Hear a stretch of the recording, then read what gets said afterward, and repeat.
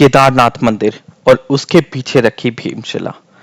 जिस भीमशिला के ऊपर जब वैज्ञानिकों ने रिसर्च की तो उनको कुछ ऐसे रहस्य मिले कि अगर ये भीमशिला ना आई होती यहाँ पर तो आज शायद केदारनाथ मंदिर बिल्कुल नष्ट हो चुका होता। हेलो दोस्तों, मैं भरत शर्मा स्वागत करता हूँ आप लोगों का आपके अपना चैनल इन्फोबस क्रिएशंस पे। चैनल को आपने अभी तक सब्सक्राइब नहीं किया है तो जल्दी से सब्सक्राइब का बटन दबा दें और बेल आइकन कॉल पे कर लें ताकि जब भी कोई न्यू वीडियो आए तो उसकी नोटिफिकेशन आप लोगों को मिल जाए। तो दोस्तों, आज हम बात करेंगे उस भीमशिला के बारे में जो केदारनाथ मंदिर के बिल्कुल पीछे रखा हुआ है और जिसको अब भक्तगण पूजते भी हैं। भीमशिला जिसको वैज्ञानिकों ने खोज करी और ऐसी चीजें पाई कि जिसके रहस्य को जानकर आप हैरान रह जाएंगे। लगभग 16 जून 2013 का जो आपको परले पता होगा, जिसकी वजह से वो परले ऐसा आया था कि मानो बादल फट गया हो और वहां पर इतना ज्यादा पानी आया था कि उस परले के चक्कर में पूरा जितना भी आसपास का एरिया था वो सब नष्ट हो गया था उस परले से। बादल फटने के बाद में यहाँ केदारनाथ मंदिर से लगभग 5 किलोमीटर दूर चोरापट्टी ग्लेशियर के बिल्कुल अंदर वहां पर इतना ज्यादा पानी भर गया था कि वहां पर एक लेक बन गया था। उस लेक के अंदर पानी बढ़ते बढ़ते इतना ज्यादा बढ़ गया कि पहाड़ों से जब वो पानी नीचे आके बहने लगा तो वो सीधा केदारनाथ मंदिर की तरफ बढ़ चला। लगभग वो पानी इस तरीके से नीचे गिरा कि एक तरह का सैलाब का रूप ले लिया था, एक तरह सैलाब का रूप धारण करके, और उसने ऐसी प्रलय मचाई थी कि उसके सामने जो भी चीज आई वो बिल्कुल नष्ट होती चली गई। अब यहाँ पर रखी जो भीमशिला है उसके पीछे का रहस्य क्या है? जब ये प्रलय आ रही थी तो बहुत सारे भक्त इधर उधर भागने लगे। कुछ भक्तों ने क्या किया कि भगवान के मंदिर के अंदर ही शरण ले ली। अब कहीं और भागने की जगह उन्होंने भगवान के साथ, मतलब जो मंदिर है उनकी शरण में ही बैठना सही समझा। जब मंदिर के बिल्कुल बाहर जो एक दो साधु फंस गए थे तो उन्होंने मंदिर के आसपास में जो खंबे थे उनके ऊपर चढ़ के अपनी जान को बचाया। मगर जब साधु जो थे वहां पर उन्होंने ऐसा चमत्कार देखा अपनी आंखों से कि शायद वो उसको देख के बहुत ही ज्यादा हैरान रह गए थे, क्योंकि जब इतना ज्यादा पानी आ रहा था जो केदारनाथ मंदिर के ऊपर बिल्कुल गिर रहा था, और अगर आप उसके सामने जितनी भी चीजें थी वो सब नष्ट होती हुई जा रही थी।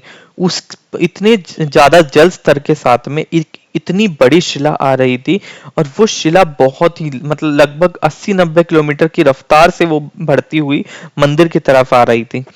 अब अगर वो शिला मंदिर को अगर टच भी हो जाती तो मंदिर तहस नहस हो जाता, क्योंकि वो शिला बहुत ज्यादा बड़ी थी।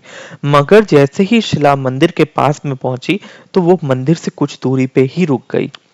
ये आप भगवान केदारनाथ का चमत्कार ही समझ लो कि भोलेनाथ के इस चमत्कार से वो शिला बिल्कुल वहीं रुक गई और जो भक्त अंदर मंदिर में फंसे हुए थे वो बिल्कुल बच गए।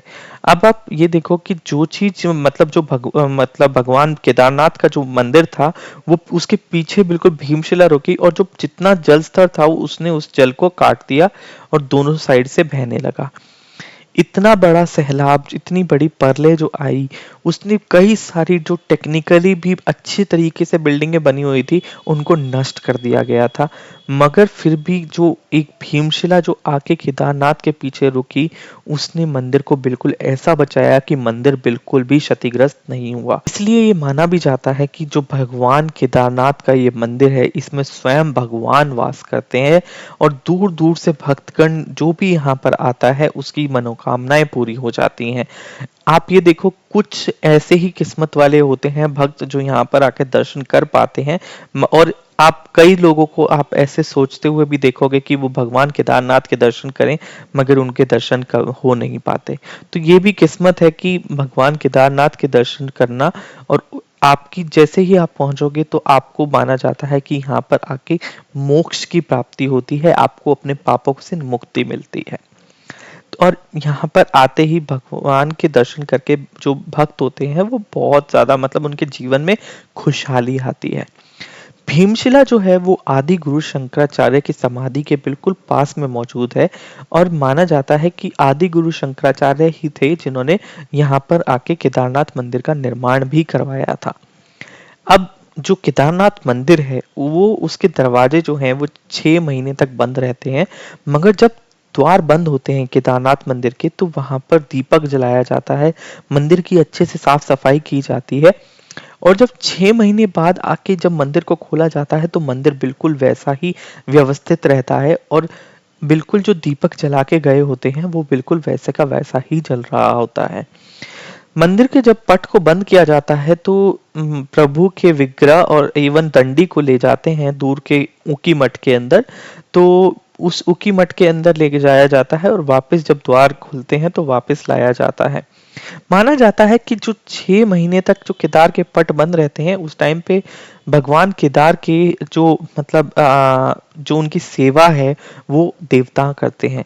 देवता स्वयं आके भगवान केदार की पूजा करते हैं और उनका मंदिर जो है उसका पूरा पूरा ख्याल रखते हैं। मंदिर की यह बनावट भूरे रंग के कटवा पत्थर के द्वारा बनाई गई है। 6 फीट ऊंचे चबूतरे पर खड़े 85 फीट ऊंचे और लगभग 187 फीट लंबे और 80 फीट चौड़े मंदिर की ये बनावट है।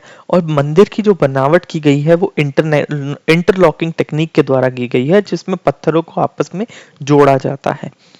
और केदारनाथ मंदिर के बिल्कुल जब बिल्कुल आस मतलब जो चारों तरफ है वो 22,000 फीट का ऊंचा केदार पर्वत, 21,600 फीट ऊंचा खर्च कुंड का पर्वत, 22,700 फीट ऊंचा भरत कुंड का पर्वत है, और जिसने चारों तरफ से केदारनाथ मंदिर को घेरा हुआ है।